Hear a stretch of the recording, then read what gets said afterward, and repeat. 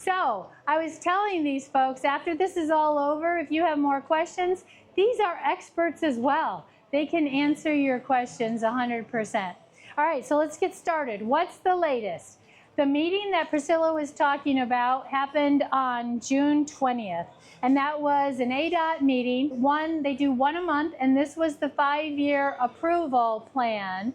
This was our opportunity to use that last meeting to push it over the line. So we took about 35 to 40 folks to Payson, and we overwhelmed the little city of Payson because it's a little tiny chamber, and we came in and took up all the seats. It's pretty phenomenal. One thing I want to say about the Be Awesome folks, Nick he did a wonderful job. All 6 that spoke changed the attitude, because when we first got there, the meeting was us against another project, which is close by Payson, and we didn't want to make it an us against them.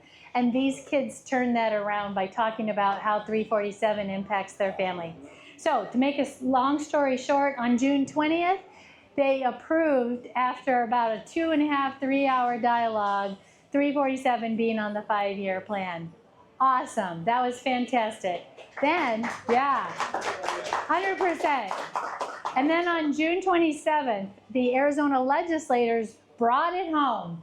And we had staff members that were out at the legislation working it hard to bring home the 50+ million that we needed to finish the Riggs Road overpass and the other intersections. So as of June 27th, the entire 347, all of its projects are now fully funded. First time in the 22 years of the city of Maricopa. So pretty cool. Yeah, pretty awesome. It was definitely a team job. This has been going on for about 14 years. So past mayors, past city council members, past staff, current city council. Gila River Indian Community helped us a ton. It was Pinal County, Maricopa County through the MAG, Association of Governments. And did I miss anybody? State legislators, 347. It was a team thing. So pretty cool. On the second page of your handout, you can see what those projects include. That's this board here. You can see that it first is you're gonna see a repavement rehabilitation. That'll be for the 2 existing lanes. Then they'll probably go, and this is all subject to change, probably go to Riggs Road intersection, where there will be an overpass where 347 will go over Riggs Road, 3 lanes in both directions. Then you will see changes at Casablanca and Mammoth Way. Mammoth Way is basically Cement Plant Road. That's how we all refer to it. Right now, with the 30% designs, and if we end up with enough time, City Manager Bitter can talk a little bit about that, because it's really interesting what we know already. And then last will be the widening project. So those are all of the projects, and any of them can happen at any moment, at any time. They're connected, but they're not connected, which is a good thing for flexibility for us. Then the next question is, where does the money come from? So we basically have 5 partners. In this next slide, you'll see who those 5 partners are. Obviously, we all know about the half-cent sales tax. I'm here to tell you that if the city of Maricopa had not passed that half-cent sales tax, and Pinal County had not come through with $20 million, we wouldn't even be here talking about this. Those were what pushed it over the line. ADOT has 2 policies that basically says, if you come with matching funds, then we will move the priority up. And we weren't sure that was actually gonna work, but it worked in the long run. Then we have Maricopa Association of Governments, which is $90 million for the northern portion that's in Maricopa County. The State General Fund of $140 million, and ADOT is bringing $117 million. So that's the funding. If you're curious, in your book, I don't have a slide on this, you can follow the funding, because we have a lot of people who say, how do I know that this money is really going to be used for transportation? And so we have a little diagram that's in your handout that tells you how to follow the money. We plan on being accountable and transparent. So I'm going to turn it over to Councilmember Manfredi. He's going to talk about what everybody wants to know, the scheduling. Exciting stuff. All right, so Ben over here is going to flip over another one. There you go. As you can see already, pavement rehabilitation will be the first step. And what that means is it's something that we already talked about, something that the state has already funded. And what happens here is sometime in this quarter of 2003 years of planning, we're sitting right about here. So anytime now, you're gonna start seeing pavement rehabilitation on the 347. As a matter of fact, you've already started seeing it. In some of the intersections, like on Mammoth Way and stuff, they're already started. So pavement rehabilitation is gonna be going on and ongoing. Casablanca and Mammoth Road improvements for their intersections will be in 2014, will be the quarter 4 of 2005, so a couple years from 25. now, 25, will be the complete design. Riggs Road and the traffic interchange, the design began on that, and we should have that done in the first quarter of 26. And by the third quarter of 26, we'll probably get started on that. And then, of course, what everybody really wants to see is the widening. And the widening should happen, hopefully, you're looking at beginning in 27. So that's the goal, and all of that is subject to change. What you want to do is make sure that you're not bringing trucks in and out, so if you can flow things together better, it saves money and allows us to stretch out the money we talked about a little bit earlier. Yes? No, the third lane will just be a regular lane. It won't be a carpool only. Although I wish they had one of those hybrids. But then I just got told that doesn't allow it anymore. Dang it, unfortunately. But so that's what we're talking about there. And then of course, that's not the only fixes we need in the city of Maricopa, right? Everybody says the 347, but once that's done, we need more stuff done. And we can do it together at the same time. So we're currently working on improved corridors within the city of Maricopa and outside the city of Maricopa. 2 little offshoots here, going west and east, allows us to take garbage trucks and people that are driving out to the east side of town off of 347 faster, fixing that intersection at Smith and so it allows us to get the people off the roads before they get into town. That way, if you live out here, you don't have to come down to 347 John Wayne Parkway in town. You can get off and get over there faster. Also, with the industrial triangle down here, it'll allow us to get trucks off and down faster also. But that's not the only thing we're working on. We're also working on this thing here called Seed Farm Road. Part of the I-10 expansion that you've been seeing starting to happen, and they've been doing roads, the hill river bridges on the I-10 and stuff.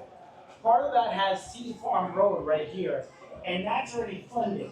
Seed Farm Road is pretty simple. It's funded to be an exit interchange, basically, off of the I-10. And then this part of it is already being worked on by Gila River. Because if you notice all this stuff, if you see all these green squares, you know what that is? Agriculture. Yeah, those are farms and stuff. So they gotta get that stuff on trucks and onto the I-10, right? So it allows that to happen. Now all we gotta do is work on this over here and try to figure out how within the city of Maricopa we can attach ourselves to Seed Farm Road. And when that happens, it allows us to get a different way onto the I-10, especially if you work on the east side of the valley, right? That'll get you up there. And then if you talk longer term, you're looking at the I-11, I'm looking at the ages. Probably some of those folks back there will be alive when that happens, but the I-11 will allow us to get over here to the west side of the valley. That's a long time from now. So I think I'm done. Yep. Yeah, and now it's Ben. Thanks, everyone. you. No, I guess we could. Do you have one? Over. Yeah. You put that one. We didn't bring that one. Yeah. Wanted to share a little bit. We just got 30% engineering plans from ADOT a couple weeks ago. And that may not sound like a whole lot to 30%, but that's a point in time that engineers reference in terms of this is our first draft. And it means they've already started. This hasn't been something that once we got to the ADOT board and once we got approval, it just flipped the magic switch. While that is true in terms of providing the funding and get it going, they'd already started on the design. So when we got those design plans, we're able to see they've done all the drainage studies. They've prepared for what that means for bridge expansion for the existing bridges. They've looked at the intersections at Casablanca at Cement Plant. As the mayor had mentioned, at Cement Plant right now in the 30% plans, they're actually planning to go underneath 347, the Cement Plant Road, and open up the west side of 347 to commerce for their expanding industry. You're the first people to hear that. Yep. That's not public news. The important thing about that is that it's not just creating an underpass, but when you create that, or an overpass, if you think of the 347 going over, it's not just that it creates that overpass, it's that it eliminates a stoplight. Because now they have on-ramps and off-ramps and acceleration lanes and deceleration lanes, and that is a huge, one less stoplight. So that's the 30% plans. Other exciting things that were in that plan are increased acceleration or deceleration lanes at Casablanca or at Maricopa Road. So you'll see an extended time where you can actually get up to speed. They've got 2 turn lanes at Maricopa Road instead of 1. So you get cars through the intersections twice as fast because you're putting 2 lanes turning left on that northbound movement. So we're seeing some really good things. And again, that's the 30% plan. So we'll continue to provide comments. We'll get to 60%, we'll get to 90%, and then over eventually to 100%. And our biggest goal is to get them to hurry up. We want the widening years ago, but we are where we are today, and so our goal is to be there, be present, get our comments back as quickly as we can so we can get the project moving sooner. And so if we can get that done this year, early into next calendar year, if we can get that design work wrapped up, if we can then get ADOT to send that out to bid, and we can get it under construction by July, that would be even better. Don't know that we'll be able to get that far, that's ambitious, but we'll try. And that's our goal, is constantly keeping up with them and saying, let's keep it moving, and constantly moving. So that's our 30% plans. So that is in your, we put just a little bit of that, that's right where you enter the city limits. If you're looking at the brochure that the mayor created here, on the north side is the Cobblestone Farms neighborhood. And this is right at the entrance of the city. And it gives you an idea of what those 30% plans will look like in engineering speed, so to speak. A couple other things that were in here that I'll address quickly. Some common questions that we get are, why is it that the city of Maricopa is paying for this even though it's not in city limits? Or why can't the state charge a development impact fee to get this thing moving? And this is the framework that we're dealing with. We have a certain legal framework that allows us to say, hey, this is something that's going to benefit our community. Obviously, while we'd love to spend all of our organization's dollars within city limits and boost our small businesses here, there are some things that we just can't get here. And so every day we spend dollars outside of our city limits on various projects. One of those things that we can do is spend those dollars on 347, like getting a contract with ADOT. And so, as the mayor mentioned, we've obviously done that. But in contrast, we have a certain environment that allows us to charge development impact fees. And so when a home is built here in Maricopa, we have to do a report every 10 years that establishes a fee level that says every home that comes in, they're gonna pay X amount of fee. And that fee is gonna go towards this road, or go towards this project, or whatever else, whatever, this park, this library, this police station, this fire truck. And all of those things have to be listed in that report. But those dollars can only be spent within city limits. And so when we have these development impact fees, they have to stay inside city limits. So those new homes are certainly paying for roadways and for fire trucks and everything else, but they can't pay for 347 outside of city limits. So that was really the thought behind that house and sales tax issue. That provided a reliable funding source, not just for the expansion of 347, but for all of our community corridors. Please. Okay, I guess I'm live here. Yeah, the fee for like Meritage building for 2,000 homes, and D.R. Horton and Pulte and all these other guys. Has that always been the case since the beginning of Maricopa's? Have you been charging a fee, like putting that in, telling the developer, hey, for every home, you put this in a reserve for whatever infrastructure. We got water, we got sewer, we got obviously 347. Has that always been the case? More or less. The reason I can't say directly yes is because before you can start charging a fee, you have to go through a study and a report. So right now, we just last year wrapped up our 5th report. So we've had now 5 iterations of this report that goes and looks at all the infrastructure and decides what can be funded and how. So all of that has occurred. Now this is the 5th time, but since the first study was completed, years and years ago. So not right at 2003 when we incorporated, but shortly thereafter, we implemented that development impact fee. And then since that point, every home, not just every home, but every business, any new development that comes to the community has to pay a development impact fee. And that's been going on since about 03, 04, 20 years ago, give or take. Yeah, I think it was 04, 05 was the first one, probably. And so that funding went into Maricopa's general fund, or where did that go? Yeah, they're development impact fee funds.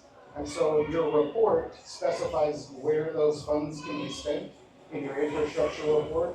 And so, for example, in our recent development impact fee study, it says, okay, we think by 2025 or 2035 that we'll need to build this road at 2 lanes and it will cost $7 million.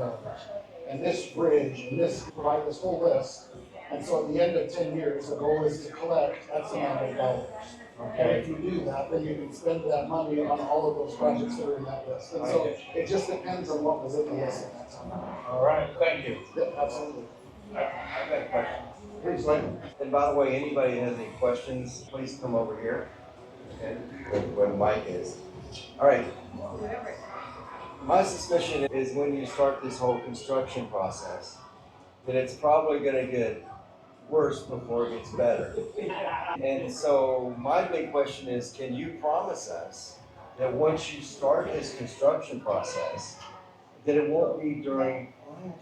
Yeah. Can we do this at night or not at prime time? Tell us about Makeup area to believe. And I didn't plant that question, I swear I didn't. But in the 30% plans from ADOT, and again, ADOT is the one that's constructing this project, not the city of Maricopa. But the 30% plans for ADOT call for both lanes in each direction to remain open the whole time.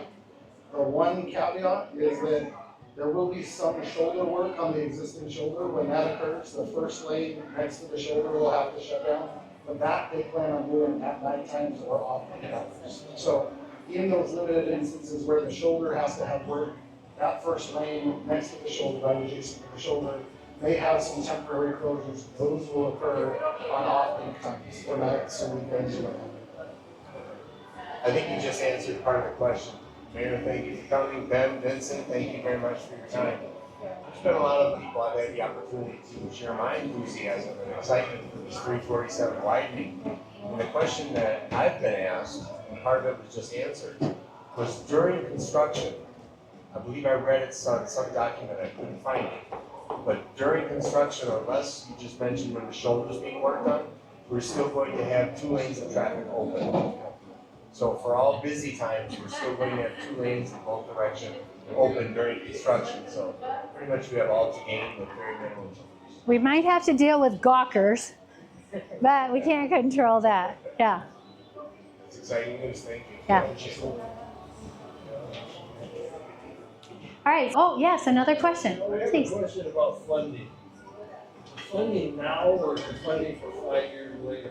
No, the funding, all of this funding is for now. So as soon as the designs are done, as soon as they're ready to go out for bid, this funding has been strategically identified in the years associated with the schedule. So it's for now. But you're not gonna have to go back and ask for more money? If there, yeah, who knows at this point, honestly. That's what I mean, government. Yeah, yeah, I would watch government and it always has an overrun. sure. So you're gonna have to go back and ask for more money. Hopefully you do. I don't think that'll be the way it works. The good news is, things like our police station didn't have an overrun, things like the overpass right here didn't have an overrun. So when we work on stuff, we try really hard to make sure there aren't overruns. And we try hard to make sure we get done faster and cheaper than we budget for. And that's what we try and do. Now, this is a big thing, a lot of moving parts, and a lot of time involved, a lot of people involved. So the goal is to make sure it happens at that time frame. And it happens at night, and it happens with no interruptions to traffic, and little ferries come down and make sure everything's good. There's gonna be times when the road might get closed on the day because it was raining all night and they gotta work or whatever it is. It can happen, but the goal is to make sure there's not as many, that there's not a large impact on us as a commuter city, that's where we are. So that's the goal, and that the money we got and the money we put together is gonna be enough to make sure it all gets done. It's a really cool microphone. It's very light. So, Nice. when is this supposed to start? Yeah, real quick. I'll come back to that and we'll answer that first. As it relates to our schedule, and I think this kind of ties in the two answers. Once we get under contract, that price doesn't change. And so that's one of our goals of speeding up that process is, hey, we don't want to have to fight for this for another year at the legislature or another year at the ADOT State Transportation Board. So if we can get under contract this fiscal year, which ends June 30th of next year, then we're locked in, we're good to go. And so that's raise the price. And that's, it all depends on the bids that come in, and we don't know where those will end up either, and so. The bid's approved, it's But what I'd say is, we know, we're confident with all of our ability as a community to come together and get the funds necessary that are going to be required to get the project done. As we talk about with our friends from the awesome that we're able to convince the ADOT State Transportation Board, with Gila River Indian community on board.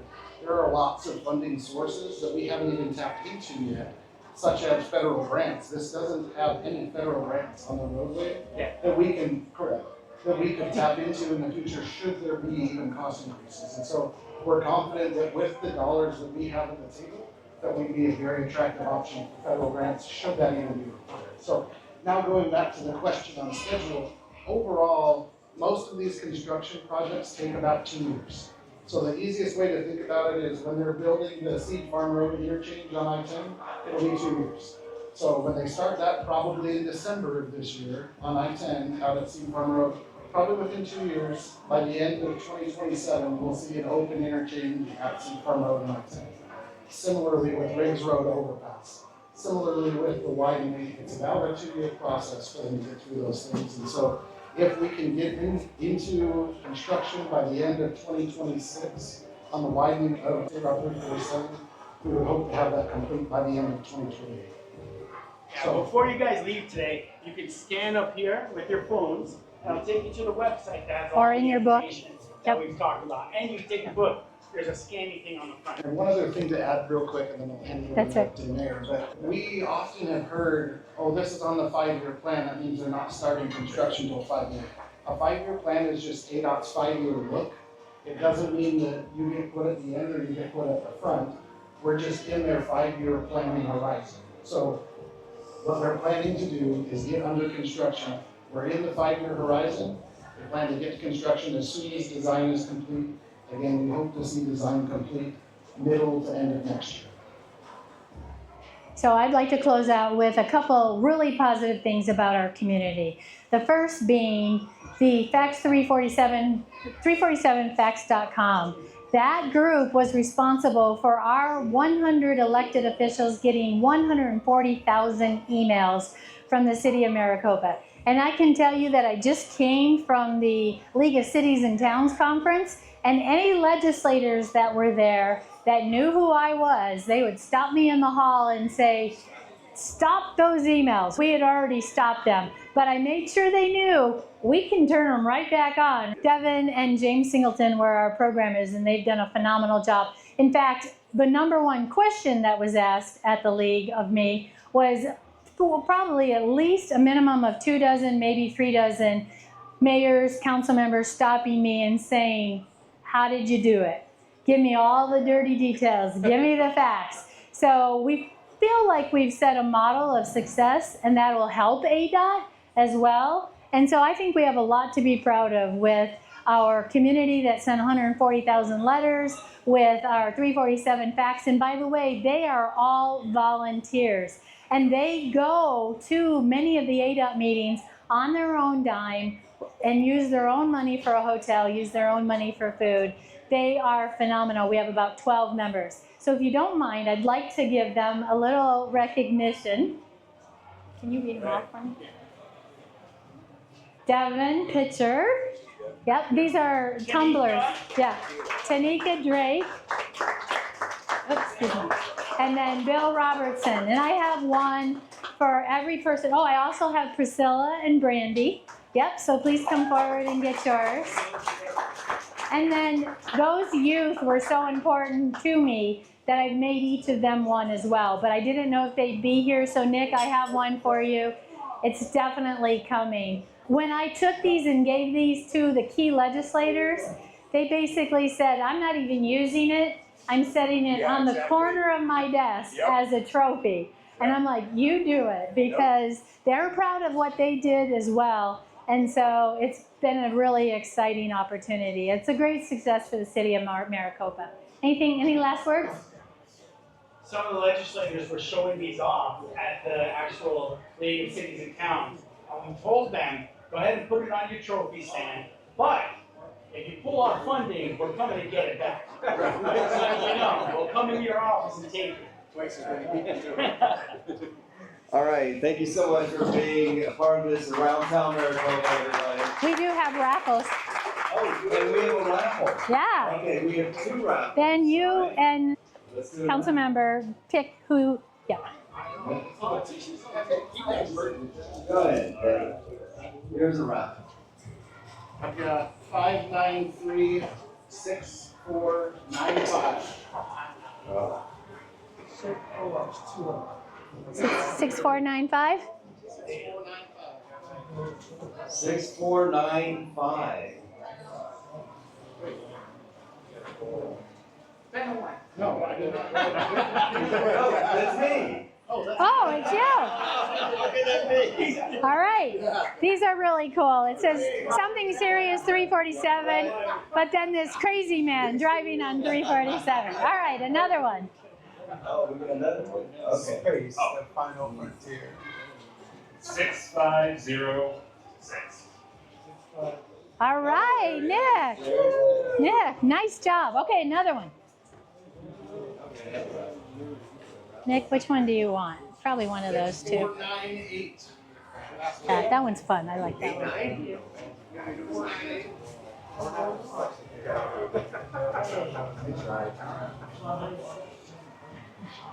511. 511. Woo! There you go. 511. Take your pick. Yeah, this one's pretty funny. I like that one. Okay. Oh, right here. Okay, and 4 more. What? I know. I went a little crazy. These are actual mugs with the cartoons on them. I know. Pretty fun. It's getting better. I know. Getting better. 6494. Oh, Mary. Which one do you want, Mary? Okay. Give her the lady one, because we may not get another lady. Okay. All right. There you go. All right, another one. 6505. 6505. Anybody? 0505. Going once, going twice. All right. 496. Okay, come on. 05 and 496. We've got 496. All right, Tanika. This is a guy one. You probably want this. Yeah, this one.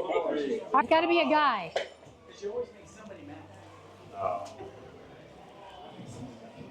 6493. Yes. All right. All right. Thank you. All right. Thank Yeah, you, and everybody. Dwight, thank you. You're very welcome. All right.